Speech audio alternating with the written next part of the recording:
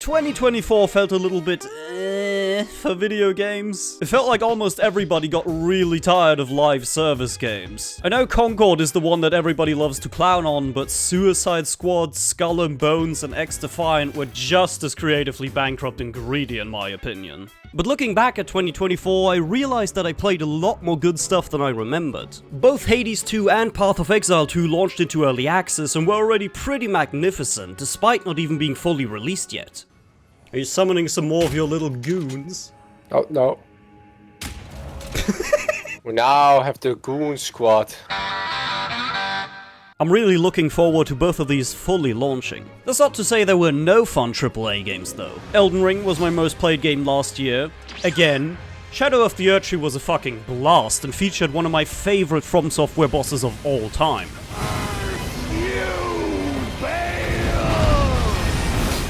We also still got a metric fuck ton of remakes and remasters. Could we pull up the list, please? Holy shit. The Tomb Raider Remastered trilogy was pretty neat. While the update is mostly high quality, the cutscenes have been upscaled with machine learning, which can look like a mess, though thankfully there's an option to turn it off. I really appreciate it when these re-releases let you instantly switch back and forth between the old and new graphics. Oh yes, what a beautiful piece of art. I stand corrected. But enough about old crap from 1996, let's talk about old crap from 2024. Here's my favorite games of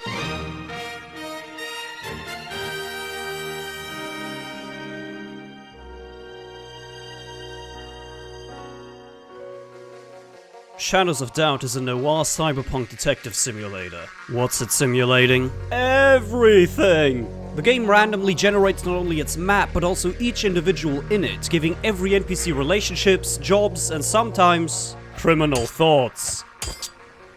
You are a washed-up detective in this world. I named mine Hugh Dunnett. You investigate cases by uncovering a wide array of clues, going from fingerprints, witness interviews, to breaking and entering for camera footage.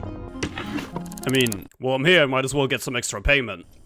The problem with many detective games is that they have absolutely zero replay value, because once you beat them, you know what's up. They was working on the tires. That's all that was took.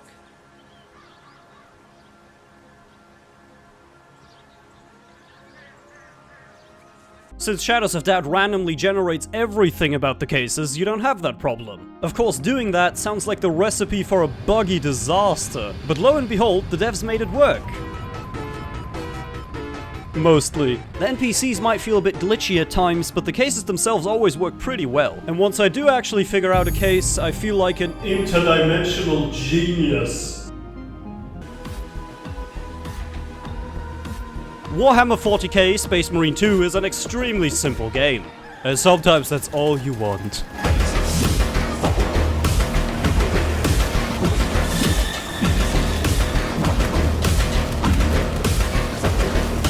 You play as a giant Duplo character and murder the shit out of aliens. The devs have significantly improved gameplay over the first installment. Instead of stationary shootouts with a few goblins, the game now offers a much more dynamic blend of melee and ranged combat that encourages charging in. Enemies also feel much more vicious, though I do think there still could have been more weapon and enemy variety. The story's kinda whatever, but that's okay. This isn't exactly the game where you need to follow the story all that much. There's a flying little baby here. I think that's on our side. Look at that. Oh my god, that's cursed. I love it. I love it. It also has a lot of fun customization that mostly doesn't cost extra. It's an immensely fun shooter, whether you're playing it by yourself or in co-op. Look at these adorable little manlets. Yes, manlets. Slice and dice, baby. Prince of Persia: The Lost Crown is a neatly designed Metroidvania, with a focus less on puzzles and more on its stylish combat. You play as the titular Prince of Persia's bodyguard named Sargon, who's out to rescue the prince. It seems the two share a wardrobe though. A lot of Metroidvanias start you off as a weak little dude and only gradually make you strong. Sargon already feels pretty powerful from the beginning, which is a very nice change of pace. All the boss fights are really memorable and can honestly be really tough, which I didn't expect. Apart from the great combat, there's also some great subtle innovations to the Metroidvania genre. For example, being able to take screenshots of locations and then marking them on your map. Trust me, it's super convenient for people who have the sense of direction of a goldfish. Like me. The writing isn't amazing, but it does its job. At least all the characters are interesting enough, and the story is presented with some pizzazz and great style. It's a fucking amazing game on its own, and my favorite Ubisoft game since... When did Rayman Legends come out? Oh my. In Children of the Sun, you play as an insane lady who escaped an even more insane cult. Now she's out to murder all of its members. With a single bullet. Instead of getting multiple shots like most sniper games, you telekinetically control the bullet to hit multiple targets. The challenge comes from getting them all one by one while avoiding obstacles. Instead of just mindlessly shooting everyone, it's much more about figuring out the optimal path to take out all your targets. Oh.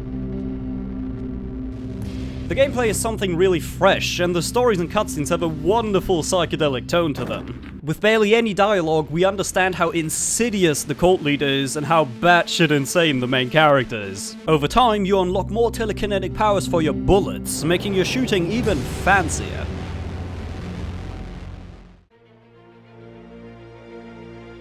In recent years, some of my friends were slowly getting me into some nice and relaxing strategy games, so I decided to give Frostpunk 2 a try. You control the last survivors of the Frost Apocalypse. You gotta keep them ovens running and get your people through the winter. At all costs. All costs. While it's long as fuck, the tutorial does a great job of easing you into most mechanics. It's fun figuring out the most efficient way to build your town, balancing warmth for everyone while keeping pollution levels relatively low. I also really love the detail that you can zoom in all the way to look at your citizens. Your other task in this game is to appease all political factions. You can strategically manipulate them so that they don't cut your funding, which makes you feel like a complete sociopath. You know, in case child labor didn't do it for you. The proposed law has been approved. If you already have a little experience with the genre, I certainly recommend it. As I said in my video about it, I think The Plucky Squire is one of the most charming little games of the year. It's so full with creativity, especially the interaction between the 2D and 3D worlds, and the blending of different art styles really impressed me. The vast amount of ideas in this game can be to its disadvantage though, as there are some sections that feel kinda unpolished, even after it was updated a bunch. However, don't let that discourage you from trying it out. It's a fun, memorable little experience that I think almost anybody could enjoy. If there's two things that are just not for me, it's digital card games and calculating. So imagine my surprise when I realized that I had played Balatro for like 20 hours. It's a roguelike where your goal is to build a strong deck of cards that you can strategically combine with special jokers for a maximum combo. It's incredibly easy to get into, even for people who have absolutely no idea about poker or card games in general. It has lovely audio and visual feedback that makes it a joy to understand its simple mechanics. However, behind its simple facade, it hides incredibly deep gameplay that will keep true freaks playing for 200 plus hours. In essence, it's the true sequel to Solitaire.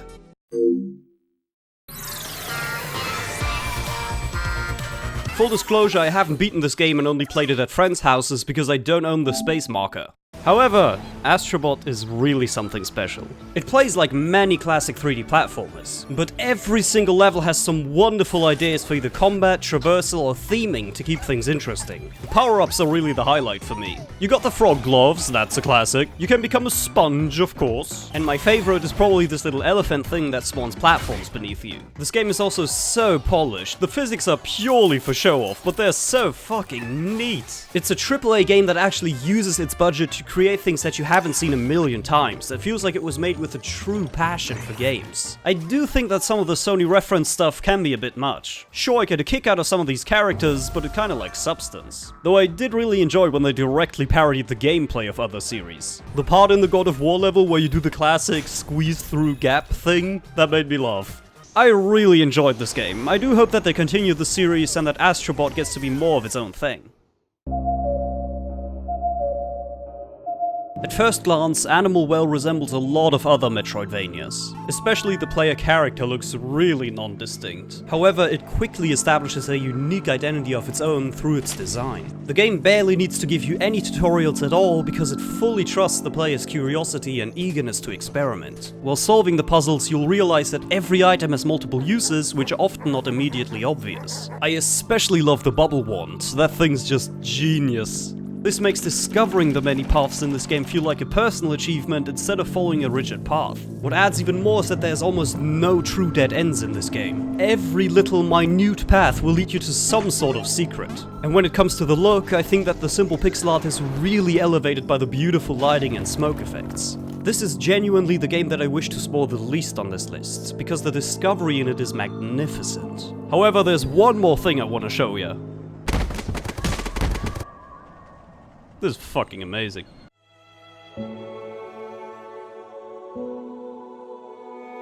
Never is an absolutely gorgeous game that follows a lady raising her wolf companion named... Never. It's a very short game with a very simple story.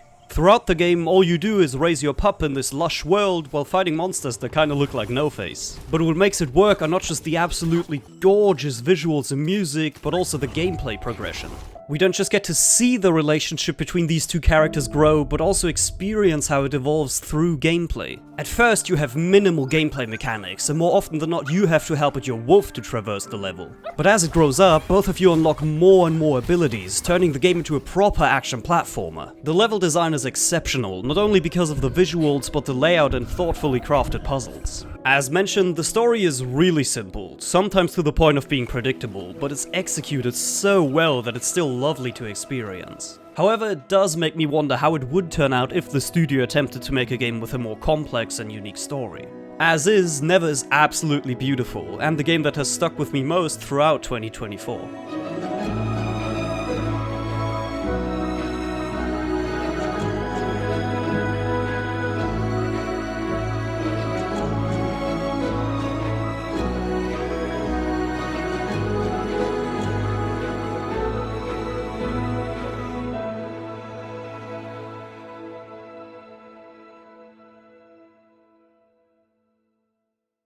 It turns out 2024 was a much more interesting year for games than I initially thought. Even besides the kind of games that I'm into, there was a bunch of neat stuff. I really hope you found something in this list that caught your interest. Making videos on the channel the past year was a lot of fun, and I really appreciate all the feedback you've given me. I already have a bunch of games lined up for future videos, but if there's anything you'd like me to cover, feel free to let me know. Until then, I hope you have a great time.